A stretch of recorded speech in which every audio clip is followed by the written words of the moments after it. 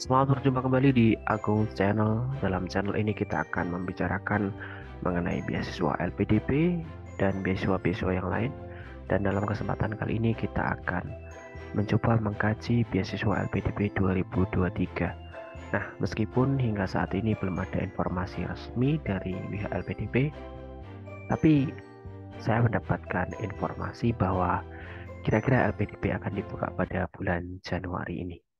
Nah, apa saja sih yang perlu kalian siapkan? Kita akan mengulasnya bersama-sama di sini. Nah, ini di depan kalian bisa lihat ada perkiraan jadwal atau estimasi. Ini data bersifat tentatif, jadi mungkin nanti kemungkinan besar ya seperti ini, tapi kalau misalkan ada perubahan tidak terlalu banyak. Seperti pada tahun-tahun sebelumnya, LPDP selalu membuka dalam dua gelombang. Gelombang pertama biasanya dimulai pada bulan Januari dan gelombang kedua pada bulan Mei. Ini artinya bahwa pendaftarannya sebentar lagi yaitu tanggal 25. Sehingga artinya bahwa kita memang harus menyiapkan banyak hal dalam waktu yang cukup singkat. Dan perlu kalian ketahui bahwa seleksi LPDP itu banyak sekali. Dan yang jadi permasalahan biasanya adalah seleksi administrasi karena terlalu banyak berkas dan ternyata cukup mepet gitu. Nah, apa aja sih yang harus disiapkan? Sebenarnya ada banyak hal yang harus disiapkan. Tapi di sini saya pertama akan menyoroti 4 hal yang menurut saya sangat urgent. Dan menurut saya yang paling urgent adalah TOEFL, tapi nanti akan saya bahas tentang TOEFL lebih rinci. Nah, yang menurut saya paling urgent adalah ijazah. Karena apa? Karena tanpa ijazah kita tidak bisa mendaftar. Meskipun bisa pakai SKL, surat keterangan lulus. Saya dulu juga pakai SKL, tetapi nanti kembali kepada kebijakan kampus. Apakah kampus yang didaftar boleh atau tidak? Kalau tidak boleh, maka terpaksa difor atau menunda.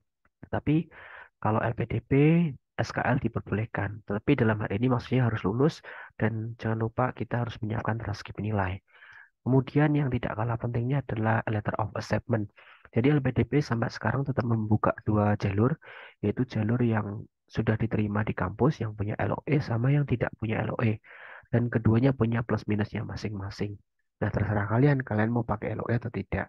Tapi saran saya kalau mau pakai LOE berarti sekarang sudah cukup telat karena ini sudah Januari. Sehingga kemungkinannya ya tidak pakai LOE. Kecuali kalau kalian mau daftar yang bulan Mei nanti. Nah, kemudian yang tidak kalah pentingnya adalah surat rekomendasi. Ini nanti diisikan secara daring, formnya ada, kemudian diupload di isiannya, dan yang penting dari sekarang adalah kalian tahu betul siapa kira-kira yang mau dijadikan pemberi rekomendasi. Kalau teman-teman fresh graduate, biasanya dari dosen, kalau teman-teman yang bekerja, biasanya dari atasan. Nah, paling tidak kita punya draft list-nya saja. Nah, yang penting sekali dan biasanya banyak yang gagal adalah di TOEFL. Karena apa? TOEFL ini syarat mutlak. Biasanya teman-teman banyak yang tidak mencermatinya dan memaksakan. Nah, perlu diperhatikan di sini ini adalah tabel yang saya menyajikannya pakai data tahun lalu, tapi saya rasa masih cukup relevan. Jadi, untuk yang TOEFL itu kita ada beberapa versi, ada ITB, IBT, ataupun pakai IELTS atau PDA Academic. Dan skornya kalian bisa lihat di sendiri di sini. Dan paling gampang kalau dalam negeri itu TOEFL-nya 500. Ini saya bilang skopnya jalur reguler ya. Kalau jalur afirmasi tentu ada keringanan. Dan yang paling penting, ini banyak teman-teman yang gagal adalah di mengambil TOEFL ITP-nya. Ini harus yang resmi dari penyelenggara ITP atau dari ETS. Jadi tidak boleh sembarangan, tidak boleh TOEFL ITP yang prediction itu nggak boleh, atau unofficial yang tidak resmi itu tidak boleh, harus resmi, dan biasanya biayanya sekitar 500 sampai 600 ribu rupiah kalau yang ITP. Untuk yang IPT tentu menyesuaikan. Nah, biasanya saya pilih yang ITP kalau dalam negeri karena itu lebih mudah dan lebih murah gitu. Nah, tetapi perlu kalian perhatikan bahwa untuk mengambil tes TOEFL itu butuh waktu yang lama. Pengalaman bahwa saya dari tes sampai selesai keluarnya nilai itu butuh waktu sekitar 3 minggu sampai 1 bulan. Artinya bahwa mulai sekarang kalian sudah harus punya sertifikat TOEFL.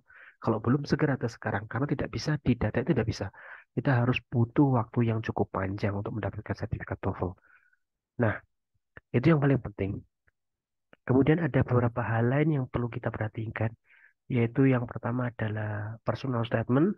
Kita tidak perlu nyusunnya sekarang, tapi paling tidak kita punya kerangka besar. Kenapa? Untuk menyusun personal statement itu tidak mudah, karena kita harus menyiapkan jauh-jauh hari. Seperti misalkan Kalian bisa belajar, nanti akan saya buatkan video sendiri apa sih personal statement dan bagaimana tips menyusunnya.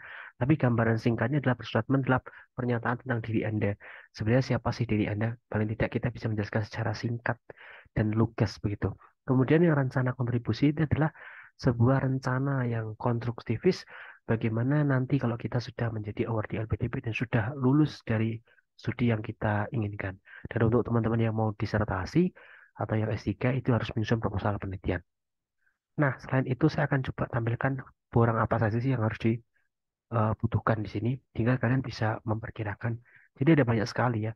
Ada KTP, ada ijazah, ada transkrip, ada sertifikat TOEFL. Ini yang paling penting. Kemudian ada LO unconditional kalau yang mau pakai. Nah, kalau yang surat pernyataan ini ada formnya, tinggal diunduh saja. Kemudian surat rekomendasi ini juga tinggal diupload saja, formnya sudah jelas. Kemudian ada surat izin mengikuti ini buat teman-teman yang sedang bekerja harus dapat izin atasan. Ini juga penting kalau teman-teman yang bekerja harus dapat izin atasan. Profil diri tinggal mengisi personal statement nanti kita coba kaji lebih lanjut di video yang berbeda. Komitmen kembali ini rencana kontribusi. Kemudian proposal penelitian untuk teman-teman yang doktor. Nah, saya rasa itu saja yang dapat saya sampaikan dalam pertemuan singkat kali ini. Nanti saya akan buatkan video lebih rinci tentang tahapan-tahapan seleksi LPDP dan saya akan coba bahas dari administrasi persiapan secara mendetailnya. Karena video ini hanya didesain untuk persiapan awal. Karena sebenarnya dari LPDP sendiri belum merilis kapan pendaftaran dimulai. Tapi saya memberikan clue bahwa pendaftarannya kira-kira dimulai pada akhir bulan Januari sekitar tanggal 25. Itu saja yang dapat kita diskusikan kali ini. Ada kurang lebihnya, nanti kita sambung di pertemuan yang lanjut. Terima kasih, sampai jumpa kembali di Agung.